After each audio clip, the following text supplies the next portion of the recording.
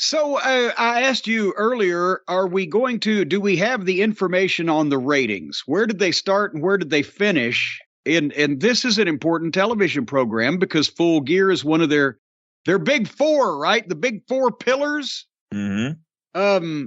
So where did they what happened this past Wednesday night?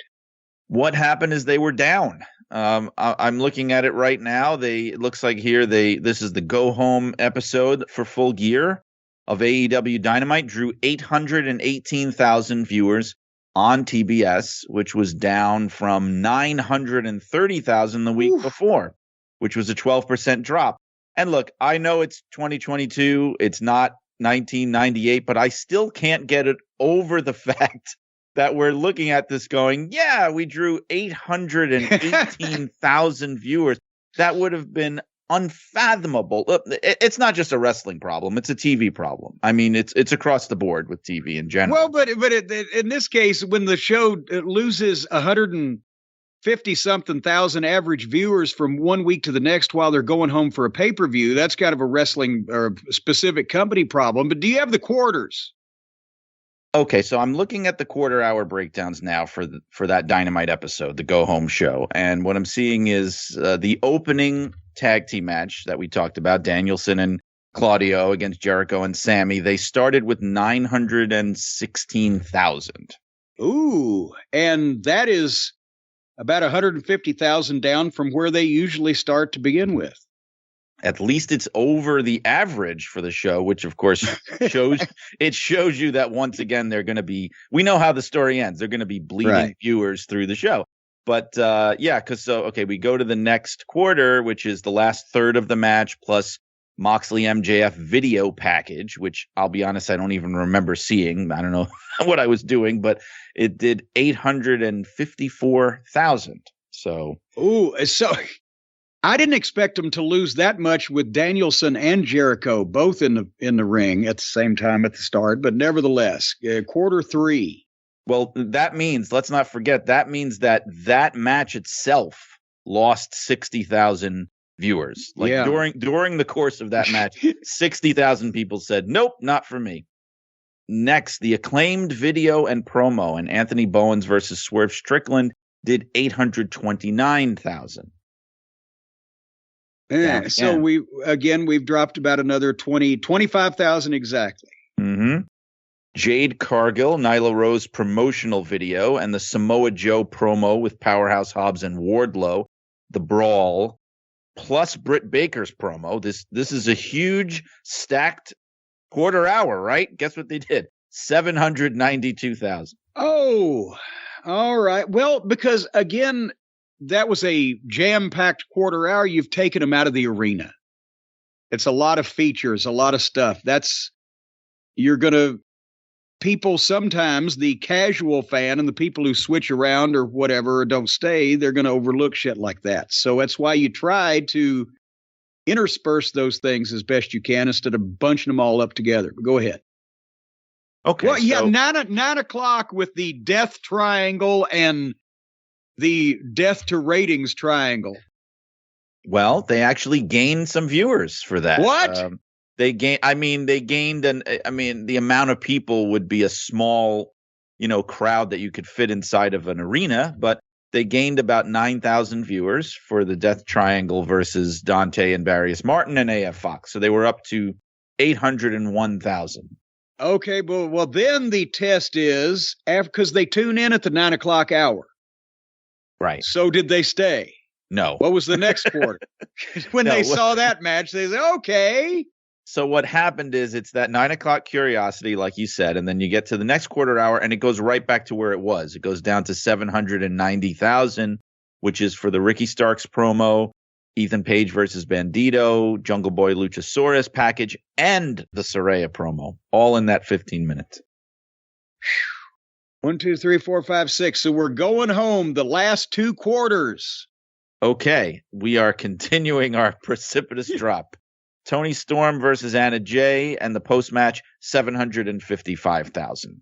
Ouch. And that's the lowest quarter hour of the show, because it bumps up towards the end. Well, and I was about to say, what could they come back up to for MJF and Moxley's showdown of indifference. So I will say it's good that they actually gained viewers in the last segment. That's not typically what's been happening. I mean, that's what's supposed to happen. Well, that's the thing, is they teased him MJF instead of the EVPs, and people like those MJF initials better than they like the EVPs, but he's not a mirror. He's not Merlin the Magician. No. So the Moxley promo, the Firm attack, MJF run-in promo, 809,000 viewers.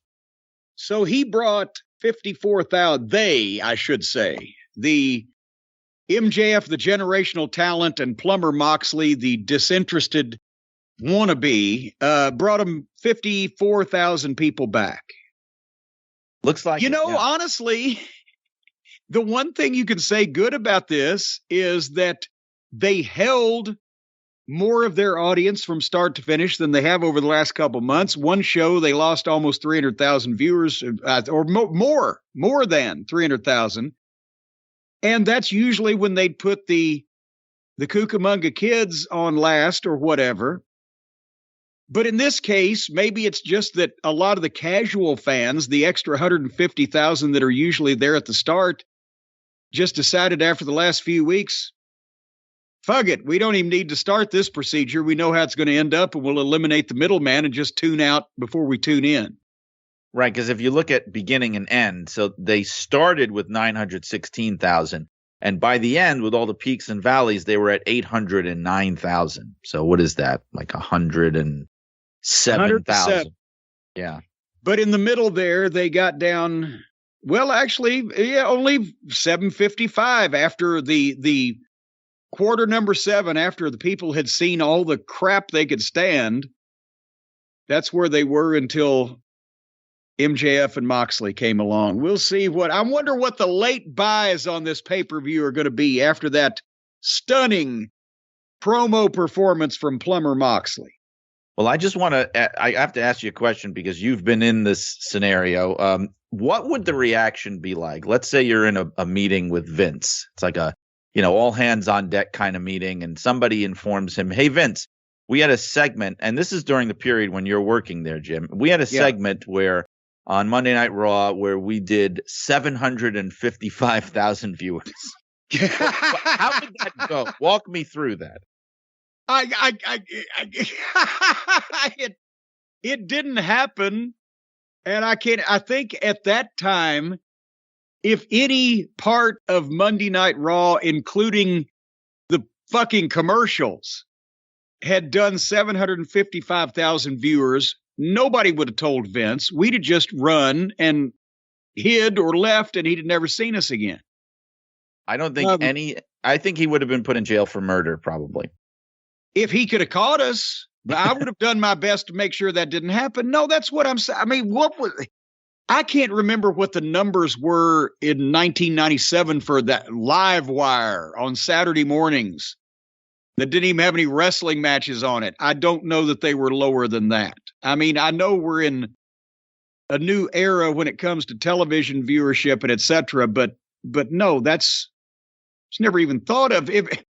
If Jim Crockett had heard that we did 755,000 people on the Saturday night or Sunday night TBS show at 6:00 Eastern, 3:00 Pacific, he would have fucking fired people. So the whole thing has changed, yes, obviously, but by their own standards of the last few months, this shows there was no interest in this pay-per-view going home, because they've pretty much determined that all the good shit in AEW is going on, the real fights in the locker room, and we don't get to see the people we want to see anymore. Yeah, the downturn has been dramatic. I was at the first Grand Slam, and I know, maybe it's not fair to compare it to the hottest and biggest show that they ever had, but I can tell you, I was at that, Arthur Ashe Stadium there, 20,000 people, the largest non-WWE crowd in New York City in 60 years. I was there. And it is so dramatic. I don't even just mean the numbers, but the energy, everything, the vibe, the momentum is so different. I was at Mohegan Sun recently. I was at this show in Bridgeport. It is night and day between those days and now. I was even at the February 2022, because I'm a glutton for punishment. I was at the February, the last time they were in Bridgeport, and the crowd was twice the size as this one. And I know they're oversaturating the market. I'll agree with that. But you should be able to run the same building twice in a year and do well both of those times. Because I can tell you, nobody is coming to Bridgeport to see a show that doesn't live in the immediate area. But trust me when I tell you that. So they're drawing from the same base of people in the outer, greater, like Fairfield County, Bridgeport area. And those people just simply were not interested enough to come back 9 months later. Again, when you said, well, you ought to be able to run a town twice a year, I'm thinking of all the decades when cities and towns across America, smaller than Bridgeport is now, ran every week. But nevertheless, speaking of running, what we're going to do is, now that we have run down the preamble to Full Gear, the folks will never know it, but we're going to take a little break. And then we are going to watch Full Gear while some of the preparatory work is done on the audio that we have just recorded. And then either you and I, or potentially Brian Last and I, or possibly me, myself, and I, somebody's going to come back and finish this program in some fashion once we know what the hell's going to happen. Did I articulate that so that the viewers can pick up what I'm laying down? Can they smell what the Corny is cooking? The viewers or even the listeners, I think, would be able to pick up on it. The viewers, the listeners. Well, hey, a lot of you people, you may be viewing Travis Heckel's fine artwork, and you're listening to us with all of your equipment on, and including, as a matter of fact, perfect segue, you're listening to us on the best stocking stuffers out there this Christmas season, the Raycon wireless earbuds. That's what you're listening to us on, the wireless earbuds. You're looking at the incredible artwork of Travis Heckel, and you are smelling. I know exactly what you're don't think that in your minds, folks. You are smelling a holiday dinner being cooked. That's why you're appealing to all your senses at the same time. You got your sight, right, with Travis's artwork. You got your hearing with the Raycons. You got your smell with the delicious dinner. What do you need to stick in your mouth, Brian Solomon? Boy, if I had I was going to say, oh, sorry. Well, I was just going to say, you can stick another set of Raycons in your mouth. What do you want to stick in your mouth? I don't know. I mean, I was going to say, if I had $1 every time somebody asked me that. Well, you'd have $26. Maybe. But and I'm leaving one out too. Now we got the hearing, we got the sight, we got the smell, we got the taste. There's a fifth sense, isn't there? Like there's a fifth dimension beyond that which is known to man. Well, I'll tell you what, you can trip out in a heartbeat listening to the Raycon wireless earbuds, folks. Again, the premium sound. Listen to Dark Side of the Moon and take some drugs. That's what you can do with Raycon wireless earbuds. They'll transport you to places you've never been before. You don't even need to take the drugs. I think that's a better message to send. We don't want to be encouraging people to be, taking drugs on this show. No, just drink heavily. And also, folks, you can listen to your favorite podcasts like me and old Solomon Grundy over there, or you can listen to. The only thing you don't have to listen to, for example, is your wife yelling at you and nagging at you, because these are earbuds that when you stick them in your ear, you're going to hear what you want to hear, and you're not going to hear all of this outside noise. But they also have the buttons, so if you need to listen to the sound of an oncoming train about to run you down, you'll hear that just before the moment of impact, so you can say your prayers and potentially take your vitamins. Now, you can find Raycons in stores right now, like the Kohl's or the Walmart, but you're always going to get the best deal when you use my link. Buy Raycon, that's BUYRAYCON, buyraycon.com/JCE. That's what you need to do, because if you go there right now and do that thing that you do, then you're going to get 20% off site-wide. That's 20% off any Raycon product, which almost never happens. Or if you go for one of the exclusive holiday bundles, let's say you want to spread joy and cheer, spread your happiness and your contentedness all over the world and give other people these fine earbuds, and you get a holiday bundle, you can save 30% off of those. Buy Raycon.com/JCE.